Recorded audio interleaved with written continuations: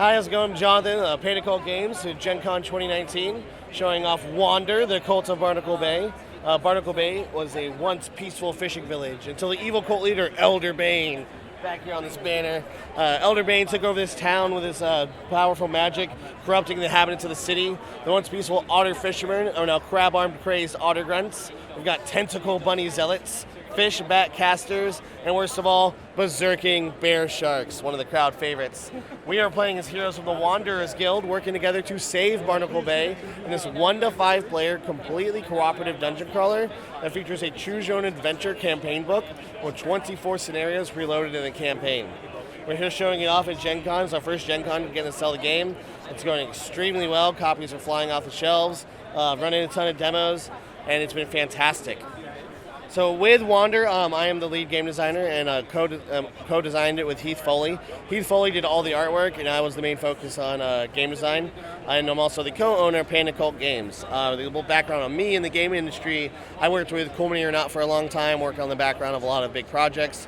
And I love the industry, fell in love with it, and wanted to take a leap of faith, try it on my own, and here we are. It's worked out pretty well so far. It's pretty ecstatic. Wander's just been this baby project of ours for a long time. It started with Heath a couple years ago. Had these illustrations of these anthropomorphic characters, these like animal adventurers. I was like, these would make really cool miniatures.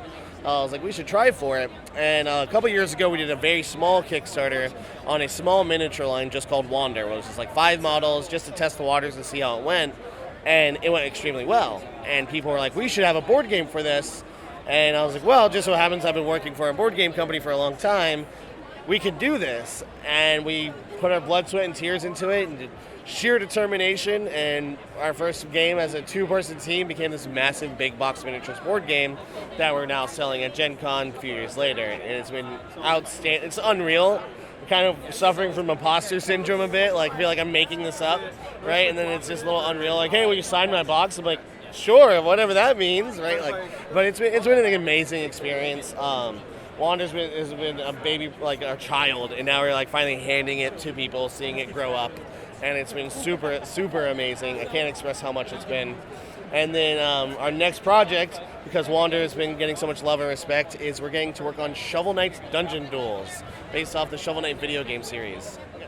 Shovel Knight Dungeon Duels, if you're familiar with the video game, where it's based off the popular game series, is going to be a 1 to 4 player, competitive, side-scrolling dungeon crawler. And by side-scrolling, I mean the game is going to be starting on the left side of the screen, as I call it, moving to the right, jumping over spiked pits, beating up bad guys, accidentally knocking each other into spiked pits, so you end up trying to steal other players' treasure.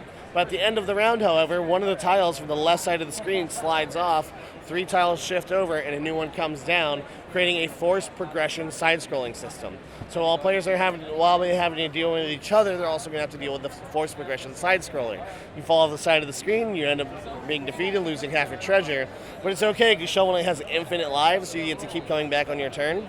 Once you get to the end of the side-scrolling dungeon, depending on which location you went with, you fight off against one of the bosses of the Order of No Quarter.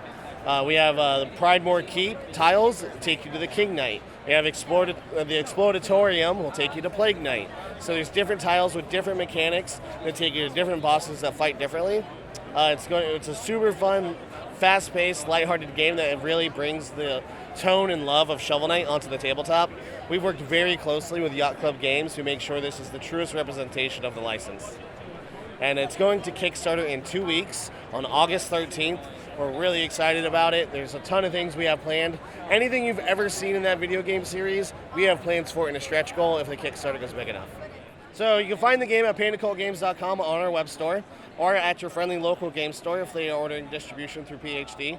But always feel free to come to our web store. We still have copies available, and we'll sell them to you.